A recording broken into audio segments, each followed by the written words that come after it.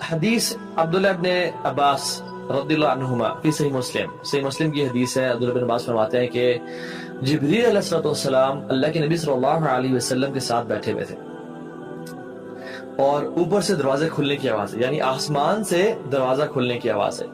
تو دونوں نے اوپر دیکھا تو جبریل فرماتے ہیں کہ یا رسول اللہ، آج اللہ سبحانہ وتعالیٰ نے یعنی میں پیرافریز کر رہا ہوں، اگر ایگزیکٹ ورڈز بتاؤں تو آج ایسا فرشتہ نازل ہوا ہے جو پہلے کبھی نازل نہیں ہوا، بلکہ آپ نے پہلے فرمایا کہ آج ایسا دروازہ کھلا ہے آسمان کا جو کبھی پہلے نہیں کھلا. اور پھر جب فرشتہ کو دیکھا تو کہا کہ آج ایسا فرشتہ اتر رہا ہے، نازل ہوا ہے جو آج سے پہلے کبھی نہیں اترا.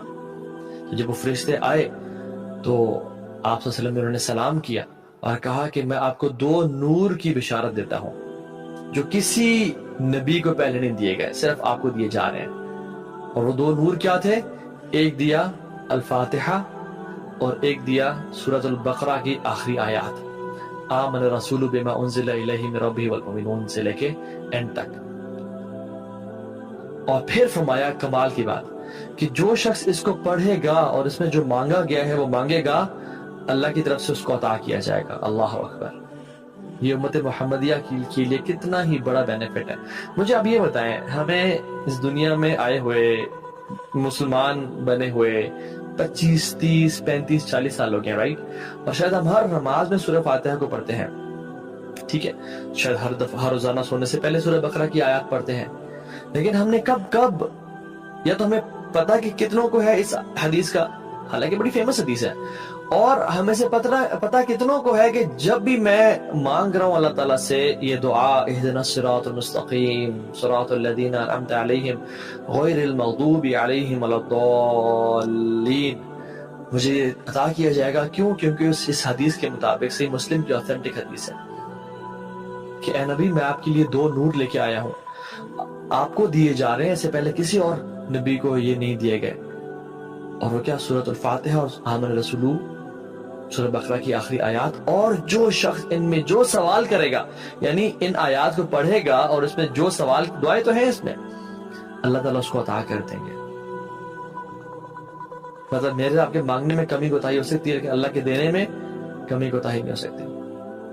ایک اور حدیث میں آتا ہے، ابو سعید بن معلہ، صحیح بخاری میں حدیث ہے، فرماتے ہیں کہ میں نماز پڑھا تھا، آپ صلی اللہ علیہ وسلم آئے اور آپ نے مجھے بلایا، پکارا، تو میں نہیں گیا، میں نے نماز کمپلیٹ کی اور پھر میں گیا. تو اللہ کے امین نے فرمایا کہ تم میرے پاس کیوں نہیں آئے؟ سعید بن معلہ کہتے ہیں کہ میں نماز پڑھا تھا یا رسول اللہ. تو آپ نے فرمایا کیا تم نے قرآن نہیں پڑھا؟ یا ایھا الذین آمنوا استجیبوا للہ وللرسول اذا دعاکم لما یحییکم، اے لوگوں جو ایمان لائے ہو، اللہ اور اس کے رسول کی بات کا جواب دو، یعنی اللہ کی پکار کو سنو، attend his call when they call you. تو وہ شرمندہ ہوئے. تو آپ نے فرمایا کہ میں تمہیں قرآن کی ایک عظیم صورت آج اس مسجد سے نکلنے سے پہلے بتا کے جاؤں گا. تو آپ صلی اللہ علیہ وسلم اپنے کچھ کام میں مصروف ہو گئے اور وہ اٹھ کے مسجد سے جانے لگے، یعنی آپ صلی اللہ علیہ وسلم ان کے ذہن سے نکل گیا تھا. تو سید بن معلہ نے کہتے ہیں یا رسول اللہ آپ نے مجھے کچھ بتانا تھا. انہوں نے ریمائنڈ کرایا اور آپ نے کہا الحمدللہ رب العالمین ہی سبع المثانی والقرآن العظیم الذی اوتیتو. الحمدللہ رب العالمین، تو میں بتانے لگا جو قرآن کی سب سے عظیم صورت ہے نا وہ یہ ہے، ہی سبع المثانی، یہ 7 often repeated آیاز والی صورت ہے جس کو کثرت سے پڑھا جاتا ہے. والقرآن العظیم، اور یہی تو ہے قرآن عظیم، الذی اوتیتہ، جو مجھے عطا کی گئی ہے.